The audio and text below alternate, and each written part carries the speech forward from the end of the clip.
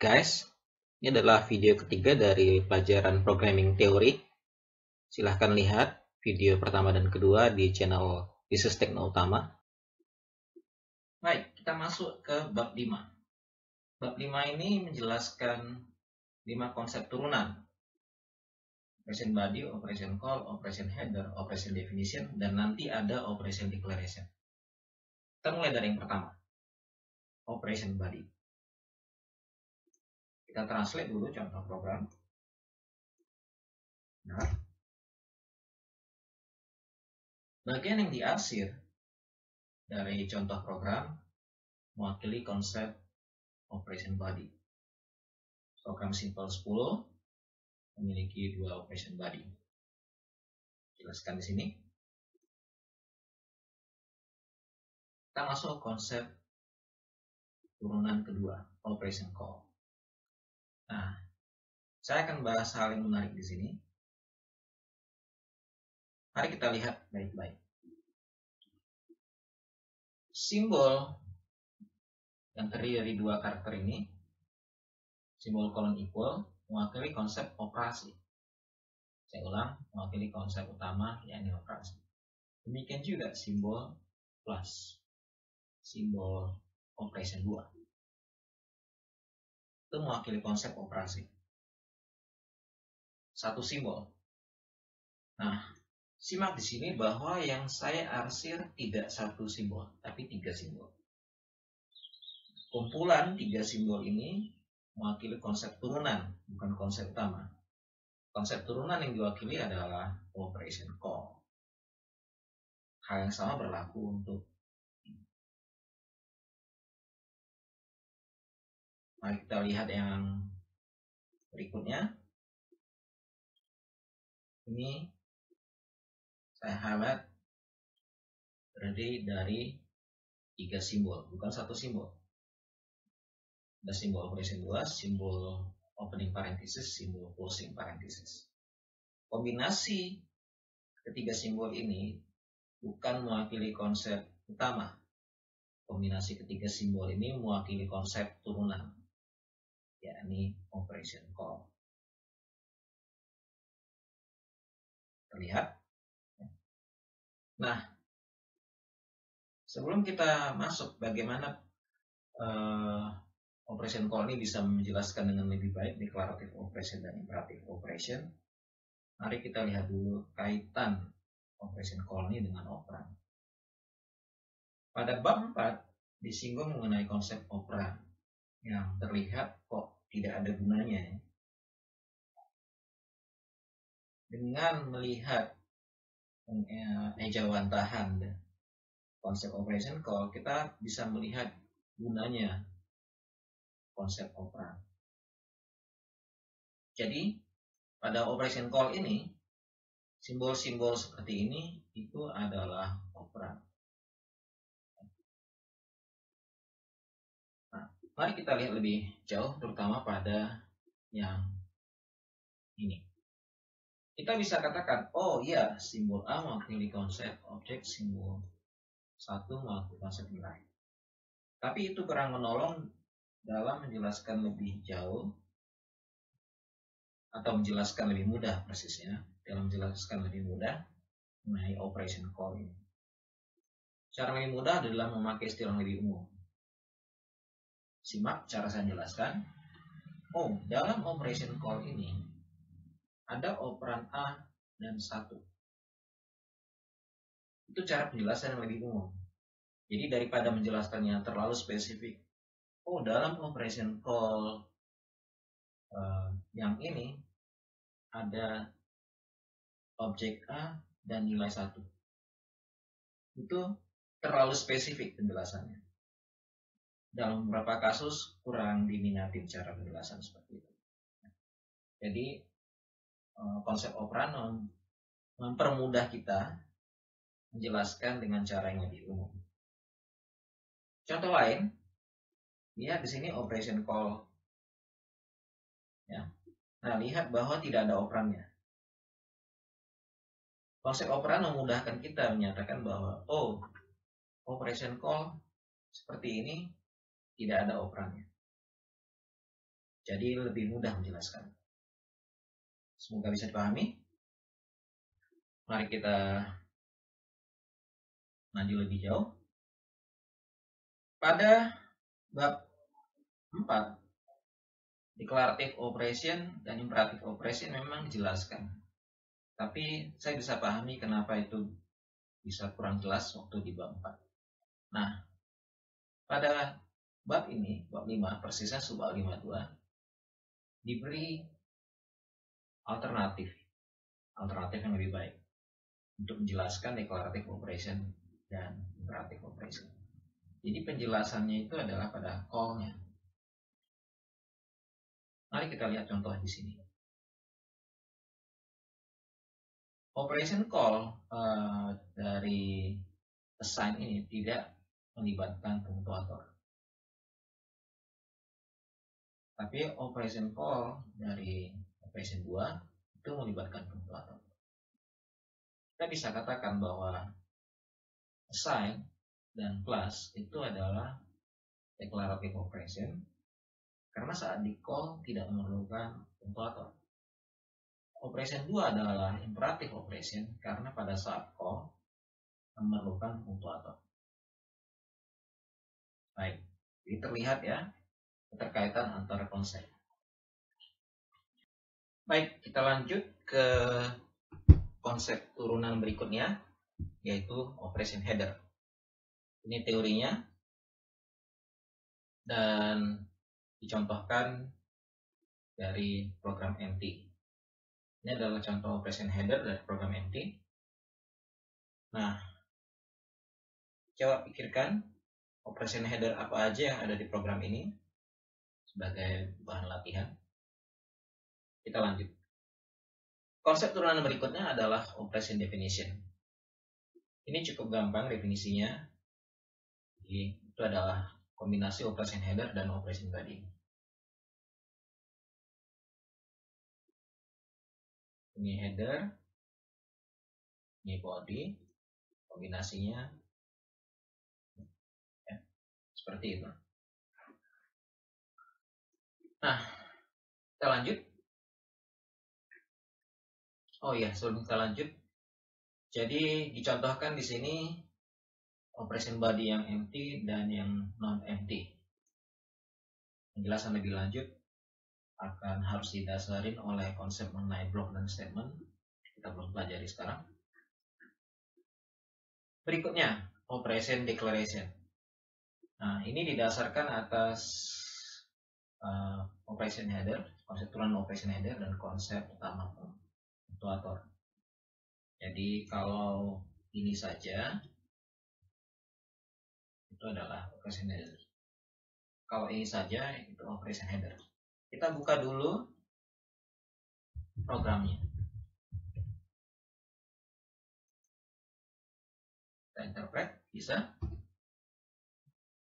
Jadi kalau hanya ini operation header, ini punktuator, hal yang terpisah. Tapi kalau kita combine, maka ini membentuk operation declaration. Kita lanjut. Operation call terkait main. Nah, ini bukan konsep turunan yang baru, sudah dibicarakan sebelumnya. Ini adalah pemahaman khusus tentang operasi main. Silahkan baca sendiri.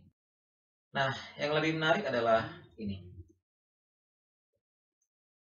Di bagian awal dari video pertama, atau persisnya di video pertama, itu saya janjikan bahwa teori yang saya buat ini dapat dipakai untuk menjelaskan program dalam bahasa pemrograman apapun, sekompleks apapun. Nah, persisnya itu konsep dasar yang dari teori saya itu bisa menjelaskan. Mari kita terapkan pada kasus program yang paling sederhana, empty.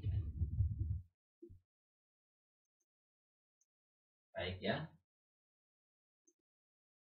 Simbol program mewakili konsep tipe, simbol empty mewakili konsep objek, simbol semicolon mewakili konsep punktuator, simbol void mewakili konsep tipe, simbol main mewakili konsep operasi, simbol opening parenthesis mewakili konsep punktuator, simbol closing parenthesis mewakili konsep punktuator, simbol opening braces mewakili konsep punktuator, simbol closing braces mewakili konsep punktuator. Jadi terbukti program bisa dijelaskan dengan teori yang saya buat. Setiap simbol dalam program dapat dijelaskan dengan konsep-konsep utama. Jadi kita tidak perlu istilah keyword. Oke. Ini mengakhiri bab 5.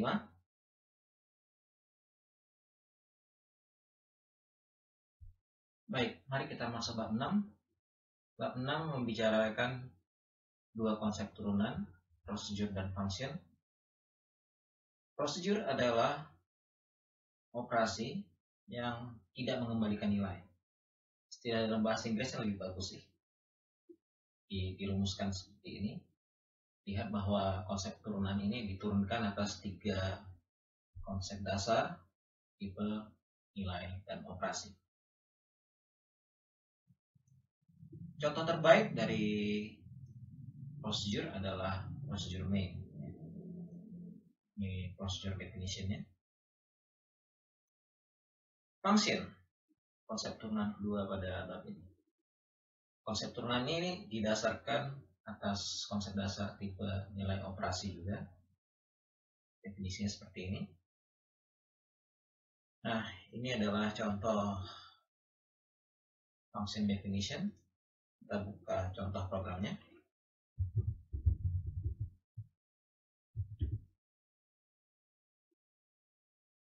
Translate. Sukses.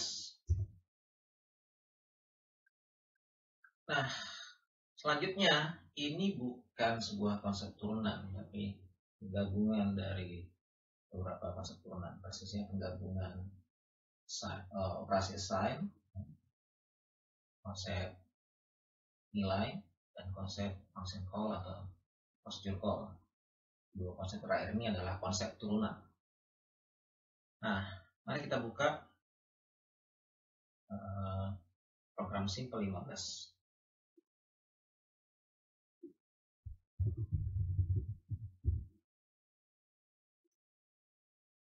Baik, kita translate. Ya, ini contoh yang error dan memang kami sengaja demikian. Kombinasi 3 konsep ini membentuk procedure call, istilah yang lebih spesifik daripada operation call. Nah, ini tidak ada value-nya, jadi tidak ada yang bisa di-assign. Penjelasannya. Kita lanjutkan ke procedure simple 16.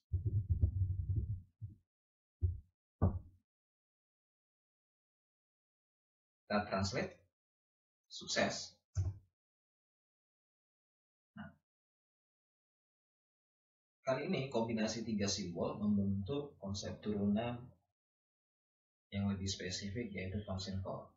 Konsep yang lebih umumnya adalah operation call. Yang lebih spesifik, function call. Nah, nilai dari function call itu bisa di-assign, sehingga tadi tidak ada error saat kita translate. Ada konsep yang cukup advance, yaitu mengignore return value. Return value dalam contoh sejauh ini selalu di-assign. Bagaimana kalau tidak di-assign? Tidak semua bahasa pemrograman mengizinkan pengabaian. Ada yang mengizinkan, ada yang tidak. Mari kita coba contoh suatu program untuk mengetahui Musa termasuk yang apa. Oke, Musa menolaknya. Jadi Musa termasuk bahasa pemrograman yang tidak izinkan pengabaian return value. Nah, course ini bukan tentang bahasa pemrograman Musa, jadi saya tidak bahas lebih lanjut. Yang saya berikan adalah informasi umum bahwa ada yang mengizinkan ignore return value, ada yang tidak. Selanjutnya, operasi return. Ini sulit untuk disebut sebagai konsep turunan. Yang mau dibahas di sini adalah return itu ada mewakili konsep operasi. Simbol return itu mewakili konsep operasi. Mari kita buka program Simple 18.